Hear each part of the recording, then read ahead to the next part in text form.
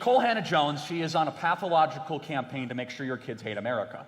And so Nikole Hannah-Jones, red hair, see her on TV, always talking about how awful white people are and how awful our country is. She's a bitter racist. I actually call her racist because I think racism is hatred of anyone of any skin color at any time. I think it is sinful and hateful and awful, and it is a sin. That's simple. Okay.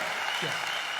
So she says that our country was founded in 1619, the first year that slaves came to our country.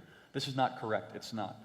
So if you actually look at the founding of our country, 1776, this great leap forward, 2,000 years forward, derived, of course, from the teachings of Athens and the combination of Jerusalem, Aristotle, Plato, Descartes, Aquinas, Locke, all the best practices put into one, authored by who? Thomas Jefferson, very important, I'll get back to him in a second, who says, laws of nature and nature's God. What happens in 1777?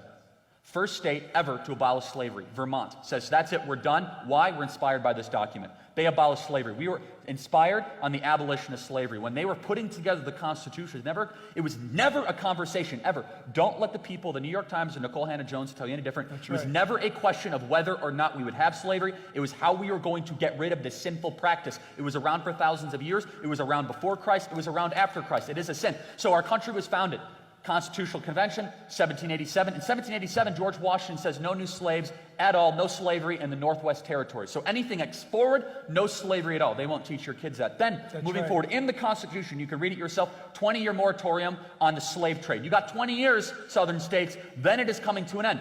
Reappears Thomas Jefferson, who actually introduced a bill in the early 1790s in the Virginia House of Commons, who said that slavery was an awful practice. I want to get rid of it. Now, mind you, it was probably one of the most perplexing pieces of hypocrisy in history because he himself was a slave owner, but he still was arguing for a moral good societally, failed in the Virginia House eventually. Eventually, of course, it succeeded. We saw in the 1790s, almost every single northern state abolished slavery. By the time 1807 happened, Thomas Jefferson had his time to shine. Thomas Jefferson, third president of the United States of our country. That 20 years, tick, tick, tick, tick, tick, in the Constitution, right? They did that as a bargain with the southern states. Thomas Jefferson, on the first day he was legally able to abolish the incoming of any new slaves into the United States of America 20 years into our founding. That is something we should be proud of.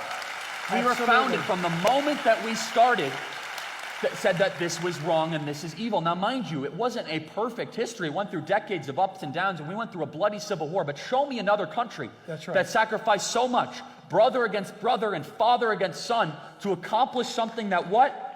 The churches were screaming in the pews and the pulpits, and Thaddeus Stevens was inspired by a pastor to go to Congress and say, slavery is anti-American.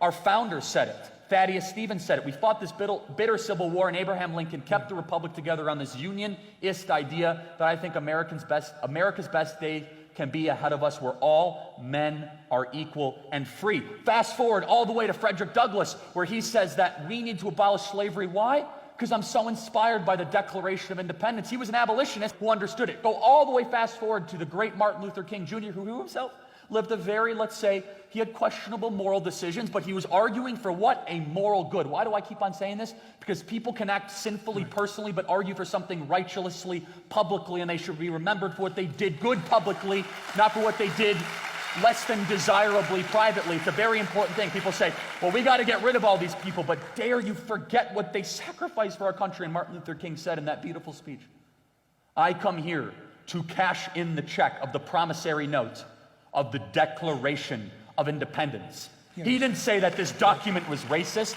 He didn't say we got to shred it from its roots. He says, this document says all men are created equal, and I'm telling you, Congress, to pass the Civil Rights Act. From that moment that we started this country to the Civil Rights Act of the 1960s, it was a constant theme, a margin of progression to be better.